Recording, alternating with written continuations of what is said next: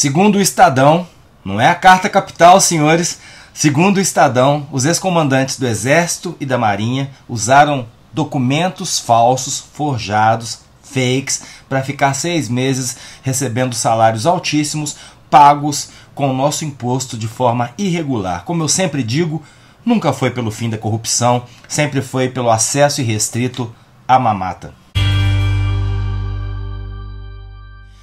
Salve galera, eu sou o Maurício Ricardo, inscreva-se, ative o sininho, deixe o like ou o dislike, o seu comentário que sempre soma muito ao debate. O meu livro Missione, que tem 5 estrelas, segundo leitores verificados no site da Amazon, fala um pouco sobre os anos de chumbo da ditadura militar e tem uma história com ação, romance e muita emoção, link no post fixado. Mas voltando aos anos da ditadura que eu vivi como criança, adolescente e jovem adulto, a ditadura matou, torturou, fechou o Congresso 3 vezes, caçou ministros do STF, mas no imaginário popular os militares conseguiram o milagre de sair do poder depois de 20 anos com a imagem de confiáveis, de honestos, o que é fácil de entender, e já conversamos sobre isso aqui, porque havia uma censura terrível. Expor um caso de corrupção militar na grande imprensa era impossível.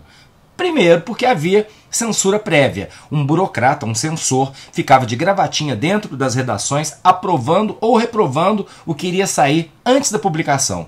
E segundo, porque se um jornalista entregasse na mão do censor, para avaliação, uma reportagem investigativa envolvendo um alto oficial das Forças Armadas, iria direto se explicar na delegacia e poderia sumir nessa delegacia, apanhar nessa delegacia.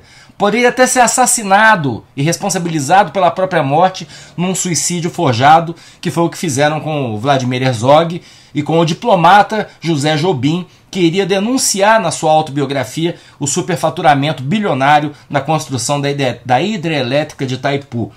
A filha dele lutou por 40 anos e conseguiu só em 2019 corrigir o atestado de óbito dele.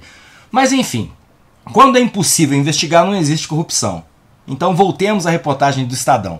Para ficar mais simples de entender, vamos falar sobre a lei da quarentena. Funciona assim: se você ocupou um cargo estratégico ou relevante no governo, você tem que ficar 6 meses sem trabalhar para empresas particulares que possam se beneficiar de informações ou segredos de Estado dos quais esse funcionário ou você passa a ser detentor.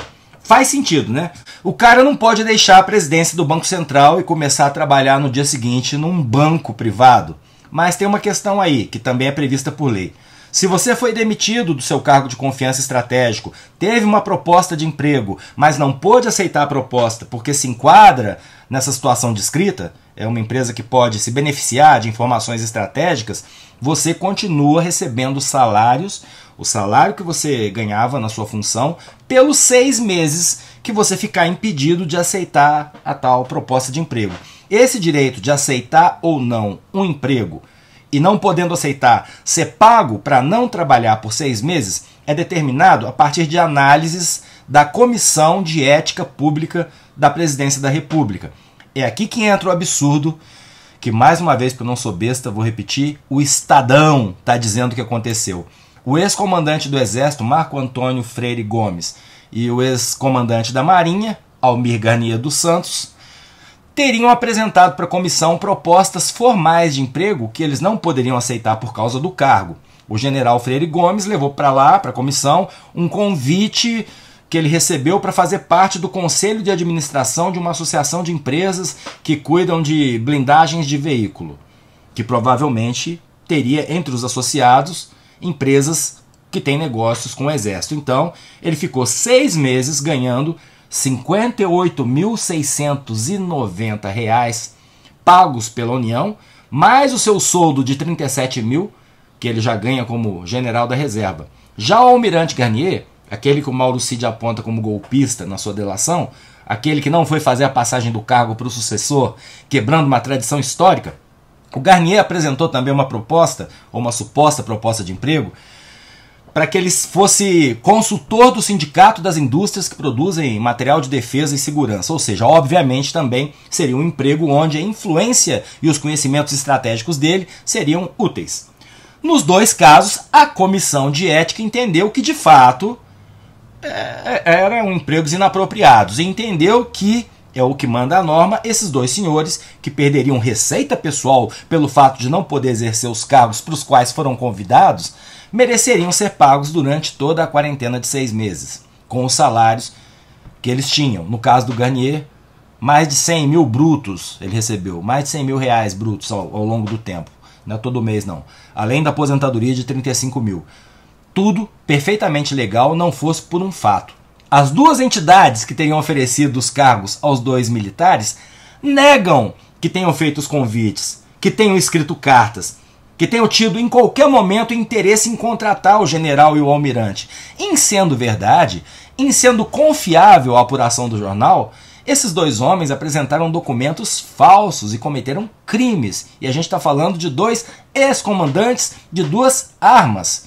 Eu vou deixar link para a matéria que é fechada para assinantes, mas você acha facilmente a repercussão em outros veículos sem paywall, como o Estadão tem, procurando no Google. De qualquer forma, eu vou ler 2 trechinhos que complementam o que eu estou dizendo.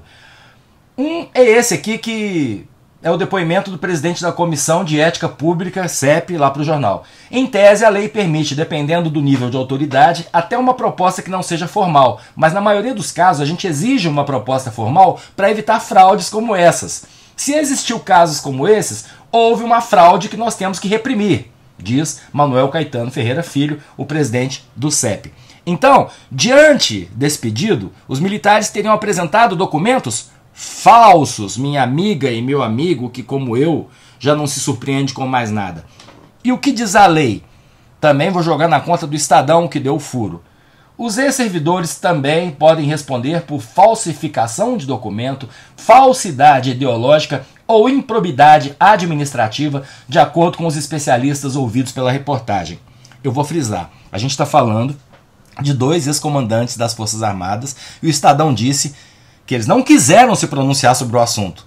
Em sendo fatos, tudo isso que o jornal relatou, ficam muito claras e rasas as motivações mesquinhas que alguns militares tinham para atentar contra a democracia. Eu já vinha dizendo isso. A ideia de encher o governo de militares em cargos remunerados, foram entre 6 e 8 mil militares, o governo passado preparou terreno para fazer esse estrago institucional que ele fez no país. Eu disse muito aqui, durante os últimos 4 anos, um oficial de média patente que ganha, sei lá, 16 mil por mês, passa a ganhar mais 8 mil que seja, num cargo menos importante. Esse cara passou 2, 3 ou 4 anos ganhando 24 mil.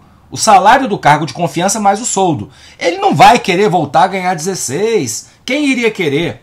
Mas é óbvio que nesse país polarizado, num mundo polarizado, só tem corrupto do outro lado.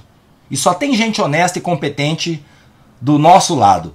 E cada lado vai pegar uma mesma notícia e vai lê-la por ângulos diferentes para fechar essa narrativa, como eles adoram dizer. Um exemplo recente foi o pente fino que o governo fez no Bolsa Família, que cancelou 3 milhões e 700 mil benefícios. Cancelou, segundo o governo, porque havia irregularidades. Era gente recebendo sem precisar. Mas no polo da extrema-direita golpista vira: faz o L, pobre, cortou seu benefício. Lembrando que eles ficaram anos dizendo que auxílio social faz a pessoa ficar preguiçosa e não querer trabalhar. Não é um debate racional. Eu sou o Maurício Ricardo, este é o meu livro Missione, link no post fixado. Inscreva-se nesse canal, ative as notificações, deixe o seu like ou o seu dislike e lute pela democracia.